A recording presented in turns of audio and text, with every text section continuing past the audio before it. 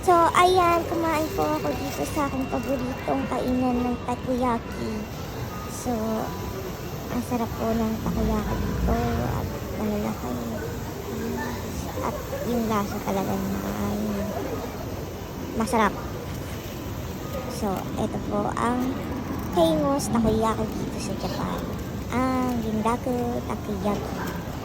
So, ayan po guys. Ang orderin ko po ay yung merong onion flavor.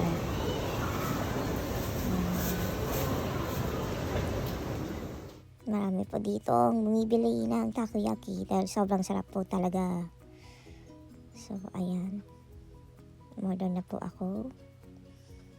Ayan po talagang favorite kong orderin dito.